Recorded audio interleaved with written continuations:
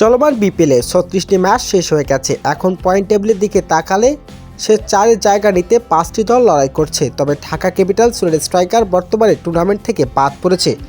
Point টেবিলের স্থান শীর্ষ রংপুর রাইডার্স, যারা 10 ম্যাচে 8 জয় নিয়ে 16 পয়েন্ট অর্জন করেছে। দ্বিতীয় স্থানে ফরচুন বরিশাল, তৃতীয় ও পঞ্চম স্থানে যথাক্রমে চিটাগং কিংস, খুলনা টাইগার্স এবং দুর্বা রাজশাহী। ষষ্ঠ ও সপ্তম স্থানে ঢাকা ক্যাপিটাল এবং সিলেট স্ট্রাইকার। রংপুরের দারুণ ফর্মে থাকলেও ওপেনার পজিশনে কিছুটা চ্যালেঞ্জিংয়ের মুখে পড়েছে। হেলথ অ্যালেক্সের বিদায়ের পর তাদের ওপেনিংয়ের লাইন আপ ধীরস্থির। তবে দলটির নতুন করে 3 জন বিদেশি খেলোয়াড় অন্তর্ভুক্ত করার পরিকল্পনা করছে। এর মধ্যে টিম ডেভিডকে সরাসরি দলে ফেরানো হয়েছে এবং তিনি পরবর্তী ম্যাচে মাঠে নামতে পারে। এছাড়া ডেভিড ওয়ার্নার এবং সুনীল নারায়ণ খেলার সম্ভাবনাও রয়েছে। অন্যদিকে ফরচুন বরিশাল তাদের দলের ডেভিড মালান, ফাহিম আশরাফ, মোহাম্মদ নাবি ধরে রেখেছে। তারা নতুন বিদেশি খেলোয়াড় হিসেবে তারা অ্যাডম মিলারকে দলে নেওয়ার কথাও ভাবছেন।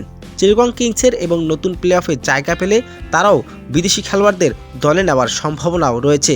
বিপিএলে প্লে অফ নিশ্চিত করতে দৌড় আছে 5টি দলের। আসন্ন ম্যাচগুলো বিদেশি তারকার খেলা এবং দলের নতুন সংযোগ বিষয়টি টুর্নামেন্টে আরও রোমাঞ্চক করে তুলবে।